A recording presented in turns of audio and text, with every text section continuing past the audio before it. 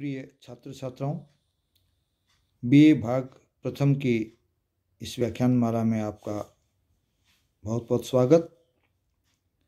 हम हिंदी के विकास की कहानी जान रहे थे, उस पर विचार कर रहे थे कि हिंदी की कहानी का विकास किस तरह, किन किन चरणों से होते हुए आगे बढ़ा। उसी के अंतर्गत हमने पूर्व में काफ़ी हद तक जान लिया था। प्रेमचंद पूर्व युग, प्रेमचंद युग और तत्पश्चात प्रेमचंदोत्तर युग का अध्ययन हम कर रहे थे। और प्रेमचंदोत्तर युग में भी हमने मनोविश्लेषणवादी धारा की जो कहानियाँ थी उनके बारे में चर्चा कर ली थी। आज हम एक दूसरी धारा और उसके लेखकों के बारे में चर्चा करेंगे। वो है मार्क्सवादी धारा, उसकी कहानियां और उसके कहानीकार। तो हम कह सकते हैं कि इस मार्क्सवादी धारा के समय में जो कहानियां लिखी गई वो सब मार्क्सवादी दृष्टि से प्रभावित थी या प्रभावित रही थी, जिन पर कि मार्क्स के सिद्धांतों का पूरा प्रभाव हमको दिखाई देता है। और उसी का परिणाम था कि ये समाजवादी जीवन दर्शन से भी जुड़ गई थी। अब हम यहाँ कह सकते हैं कि ये फिर प्रेमचंद से कहाँ अलग होती है, तो उस पर हम आगे चर्चा करेंगे। लेकिन सवाल हमारे मस्तिष्क में आ गया कि जब ये समाजवादी जीवन दर्शन से जुड़ी है तो प्रेमचंद जी भी उसी से जुड़े थे। हाँ, निश्चित तौर पर प्रेमचंद जी भी समाजवादी जीवन दर्शन से जुड़े थे, लेकिन समाजवादी जीवन दर्शन में जुड़ने का जो स्तर है वो भी अलग हो सकता है, वो यहाँ हम जानेंगे। इस धारा के प्रमुख कहानीकारों में यशपाल, उपेंद्रनाथ अश्क, मनमथनाथ गुप्त, नागार्जुन, अमृत राय, भैरव प्रसाद गुप्त और रागे राघव आदि का नाम हम प्रमुख रूप से ले सकते हैं। इन सब ने मार्क्सवादी धारा के अंतर्गत अपनी कहानियों का लेखन किया। अब ये नहीं है कि इन लोगों ने अन्य कोई किसी प्रकार की कहानियां नहीं लिखी होंगी, लेकिन इन्होंने इस शैली में, इस धारा में अधिक कहानियां लिखी। इनमें से यशपाल का अध्ययन आज हम करेंगे कि यशपाल जो है उन्होंने किस तरह की कहानियाँ ये इनकी दी और इनकी कहानियों में कौन कौन सी विशेषताएं थी, इनके साहित्य में किस तरह की विशेषताएं थी, ये प्रेमचंद जी से कहाँ हमको अलग दिखाई देते हैं। तो हम ये कह सकते हैं कि ये इनकी कहानियाँ जो थी वो प्रेमचंद के समान ही लोकहित से जुड़ी हुई थी और समाज के हित पर भी चर्चा करती थी। लेकिन इनकी कहानियां थोड़ी सी अलग कहाँ होती है, इनकी कहानियां मार्क्स से अधिक प्रभावित थी, इसलिए समाजवादी दर्शन से जुड़ गई। वहीं आकर के थोड़ा सा अंतर होता है। प्रेमचंद समाजवाद से नहीं जुड़े कभी, वो भारतीय समाज में जो परिस्थितियां दिख रही थी उनसे जुड़ करके जो चीज़ें दिख रही थी उनका सीधा सीधा लेखन कर रहे थे। वो बात यहाँ आती है। प्रेमचंद से समता एवं विषमता के साथ इनकी जो विषम चेतना, इनकी जो नई चेतना हमको दिखाई देती है, उसमें निम्नलिखित विशेषताएं हम कह सकते हैं कि मिलती है, जिनमें से कुछ तो प्रेमचंद के समान है, कुछ प्रेमचंद से हटकर। यहाँ हमको पता लग जाएगा। इनकी कहानियों में इन्होंने जो लिखा उसमें इन्होंने लोक और समाज इन दोनों के हित का ख्याल हमेशा रखा। हालांकि व्यक्ति था लेकिन समाज भी उसमें था, दोनों का कहीं कहीं थोड़ा थोड़ा समन्वय हमको दिखाई दे जाता है। इसके साथ इनका जो कहानियाँ थी उनमें कथ्य और शिल्प, उसमें जीवन की विसंगतियों का और विषमता का बोध अधिक मात्रा में होता है। जबकि प्रेमचंद जी का जो कथ्य और शिल्प था वो बिल्कुल सीधे मार्ग पे चलने जैसा था। उन्होंने समाज में जो देखा वो लिख दिया। किसी वाद से वो प्रभावित होकर के नहीं लिख रहे थे, जबकि यहाँ जो यशपाल हैं उनमें मार्क्स का काफ़ी प्रभाव था, इसलिए वो उस समाजवादी धारा के तहत अंदर चले गए, क्योंकि मार्क्सवाद को पूरी तरह से भारतीय समाज ने नहीं स्वीकार किया था। तो वो एक बदले रूप में समाजवाद के रूप में हमारे यहाँ आया, और आज राजनीतिक पार्टियां भी समाजवाद के नाम पर हमारे हिंदुस्तान में स्थापित हैं, हालांकि उनमें समाजवाद कहीं भी दिखाई नहीं देता है। इनकी कहानियों में मार्क्स या मार्क्सवाद का पूरा पूरा प्रभाव हमको दिखाई देता है, और इसी विचारधारा के अनुरूप जब प्रभाव होता है तो उस विचारधारा हमारे सामने आए बिना वो कहानियों में नहीं रह पाती।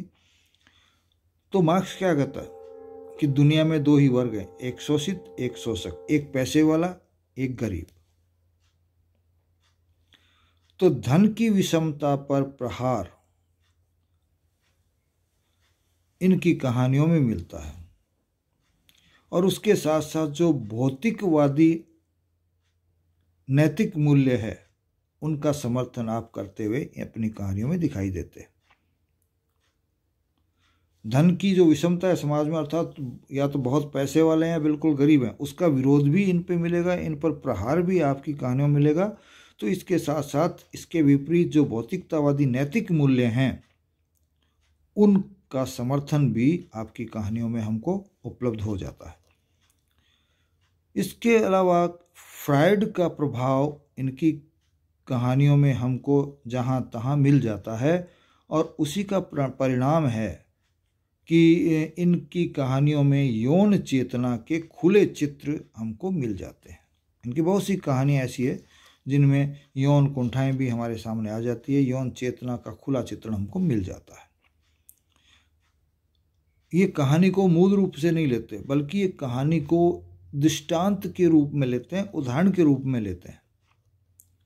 यही कारण रहा है कि इनकी कहानियाँ पूर्व नियोजित होती थी।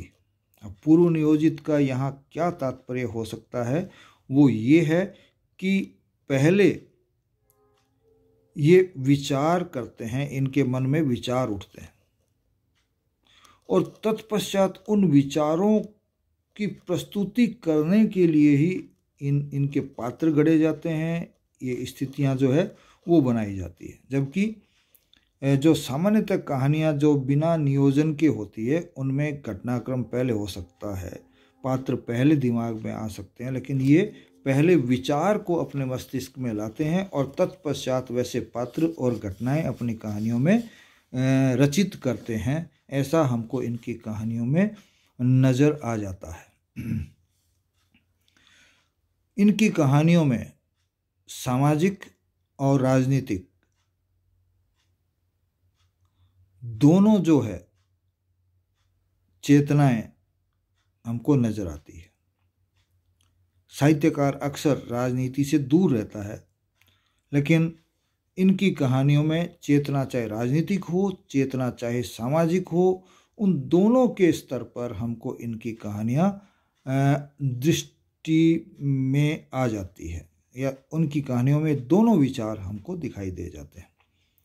चूँकि यशपाल स्वयं एक क्रांतिकारी रहे हैं, विचार इनके काफ़ी क्रांतिकारी रहे हैं, इसलिए इनकी कहानियों में भी जो समाज है, जो व्यवस्था है, उसके प्रति विरोध का, क्रांति का एक जिसे हम कह सकते हैं तीव्र वेग हमको नजर आता है उसके विरोध में। इनके इस तरह के, हालांकि ये वर्गवाद का विरोध करते हैं, ये वर्ग में जो ऊपर नीचे जो वर्ग हैं उनका विरोध करते हैं, उसके बावजूद इनकी कहानियों में अधिकांश पात्र मध्यम वर्ग से ही रहे हैं, जबकि होना चाहिए कौन, मजदूर वर्ग। लेकिन मध्यम वर्ग आपकी कहानियों में काफ़ी मात्रा में हमको दिखाई दे जाता है। उसके इर्द गिर्द ही इनकी कहानियों का ताना बाना जो है वो बुना गया है। अब उसमें कौन सी चीज़ें निकल करके आती है वो हम ये कह सकते हैं कि मध्यम वर्ग की रूढ़िग्रस्तता, उसकी यथार्थ से भागने की जो नियति है, वो प्रवृत्ति जो है वो, उसकी जर्जर आर्थिक स्थिति, उसकी झूठी शान, जैसे पर्दा नामक कहानी जो आपकी है उसमें एक मध्यम वर्ग की कहानी है और उसमें झूठी शान के लिए वो उधार पर उधार लिया जाता है, उधार चुकता नहीं कर पाता और अंत में जब वो पठान आता है और मांगने के लिए पर्दा जब हटा देता है तो उसकी वास्तविक स्थिति हमारे सामने आ जाती है। उस शान के कारण भुगती गई पीड़ा, लज्जा और इस हेतु किए गए आडंबर, वो इनकी कहानियों में हमको बहुत ही मार्मिक रूप से हमारे सामने इनके द्वारा लाए गए नज़र आते हैं। इन कहानियों में हमारा मर्म जो है वो काफ़ी प्रभावित हो जाता है। और इस तरह की जब विपरीत परिस्थितियां पैदा होती है तो उन परिस्थितियों के प्रति उन पात्रों में उपजे आक्रोश का वर्णन भी हमको इनकी कहानियों में मिल जाता है, क्योंकि उससे वंचित रह नहीं सकते, या कहानी फिर इसका मतलब अधूरी नज़र आती है। इसके अलावा गरीब को भी इनकी कहानियों में महत्वपूर्ण स्थान मिला है। वो तो हम निश्चित तौर पे कह सकते हैं कि मार्क्स से प्रभावित होने के कारण मिलेगा ही मिलेगा। विशेषता तो हम जो ऊपर देख चुके हैं वो है कि मध्यम वर्ग को भी इन्होंने अपनी कहानियों में महत्वपूर्ण स्थान दिया है। मार्क्स से प्रभावित है, मार्क्सवाद से प्रभावित है, तो इनकी कहानियों में भाग्यवाद, शोषण, सामाजिक विषमता, यथार्थ की क्रूरता इत्यादि का विरोध भी बहुत बहुत अधिक मात्रा में हमको दिखाई दे जाता है।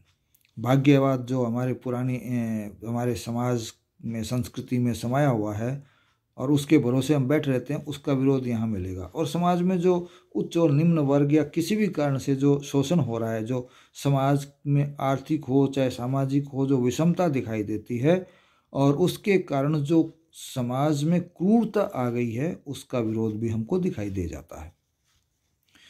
विभिन्न तरह के मानवीय पक्ष जो मनुष्य के जीवन से जुड़े हुए रहे हैं, उनका प्रभावी चित्रण आपकी कहानियों में मिल जाता है। जन्म से लेकर मृत्यु तक हर व्यक्ति के जीवन में कुछ न कुछ मानवीय पक्ष होते हैं और हमेशा रहते हैं। अब उन मानवीय पक्षों में से कहाँ कौन सा पक्ष हमारे सामने निकल के आता है, उन पक्षों को आपने बहुत ही प्रभावी तरीके से, बहुत ही मार्मिक दृष्टि से हमारे सामने अपनी कहानियों में रखा है। वर्ग संघर्ष, मनोविश्लेषण और व्यंग्य का पैनापन इनकी कहानियों की अनन्य विशेषताएं हैं, अर्थात ऐसी विशेषताएं जो अन्य दूसरी में नहीं मिलती, खाली इनकी कहानियों में ही मिलती है, ऐसा हम कह सकते हैं। इसके अलावा इनकी कहानियों में अनावश्यक वातावरण का चित्रण नहीं मिलता। ये कहीं भी वातावरण का अनावश्यक चित्रण करते हुए कहानी में नज़र नहीं आते हैं और इनकी कहानियाँ इसी कारण से शीघ्रता से आगे बढ़ती है। ठहरी हुई सी कहीं भी नज़र नहीं आती। जो कहानी सामान्य कहानीकार 10 मिनट में कहता है, यशपाल जो है वो कहानी 5, 6, 7 मिनट में कहते हुए हमको दिखाई दे जाते हैं, क्योंकि वर्णन कहीं भी आपको अनावश्यक वर्णन नहीं मिलता। यथार्थवाद इनकी कहानियों में बिल्कुल स्पष्ट होकर के हमारे सामने आता है। देखिए, यथार्थवाद प्रेमचंद जी में भी था और इनमें भी है, तो फिर अंतर कहाँ आएगा? वो अंतर यहाँ आएगा कि प्रेमचंद ने अपने को यथार्थ के साथ साथ आदर्श से जोड़े रखा। जो भारतीय मूल्य थे, जो भारतीय आदर्श थे, उनको नहीं छोड़ा। और ये यहाँ यथार्थ के चक्कर में मान लीजिए, यथार्थ से प्रभाव मान लीजिए, ये जो है आदर्शों को कहीं पीछे छोड़ चुके थे। परंपराओं की अस्वीकृति और उन परंपराओं पर व्यंग्य और उनके प्रति आक्रोश इनकी कहानियों में जो मिलता है, तो वह कहानी के पाठक को कचोटता है, उसके मन को भी वो चुभता है कि कहीं ना कहीं कुछ न कुछ गड़बड़ हो रही है, उसको सोचने को मजबूर कर देता है कि वास्तव में समाज में ऐसा कुछ हो रहा है। तो हम कह सकते हैं कि इनकी कहानियों का कथ्य और शिल्प हालांकि प्रेमचंद जी से मिलता जुलता रहा है, फिर भी इनकी कहानियों में प्रेमचंद जी के समान आदर्शवाद नहीं है और न ही ये किसी भी समस्या का समाधान आदर्शवाद के अंतर्गत देते हुए नजर आते हैं। ये व्यवहार में जो बातें होती है उनको ही सामने रखते हैं, यथार्थ को ही रखते हुए समाधान देने की कोशिश करते हैं, जबकि प्रेमचंद अपनी कहानियों में आदर्शवादी समाधान ही हमको देते हुए दिखाई देते हैं। तो यहाँ आकर के प्रेमचंद जी से ये अलग हट जाते हैं। हालांकि कहानियाँ इनकी, शैली इनकी लगभग प्रेमचंद जी से मिलती जुलती है। किसी भी सामाजिक अथवा नैतिक रूढ़ि पर प्रहार करते हुए पाठक जो है उसके जो रूढ़ संस्कार हैं, जो उसके भीतर तक समाये हुए हैं, पुराने समय से जो चले आ रहे हैं, उन पर इनकी कहानियों में गहरा आघात मिलता है। यहीं आकर के वो प्रेमचंद जी से अलग हो जाते हैं, उनकी धारा प्रेमचंद जी से थोड़ी अलग हो जाती है। और चूंकि गहरी चोट करते हैं, गहरा आघात करते हैं, इसलिए इनकी कहानियों के लिए हम कह सकते हैं कि ये समस्याओं के लिए एक तरह से शॉक ट्रीटमेंट का काम करती है, शॉक ट्रीटमेंट का काम ही करती है, अर्थात झटके के समान पाठक के मस्तिष्क पर लगती हैं और एक समाधान देती हुई अपने जिस उद्देश्य के लिए कहानियाँ लिखी हुई है उसको पूरा करती हुई दिखाई देती है। इसी के साथ आज की इस व्याख्यान को, इस बातचीत को मैं यहीं विराम देता हूँ। जय हिंद, जय भारत।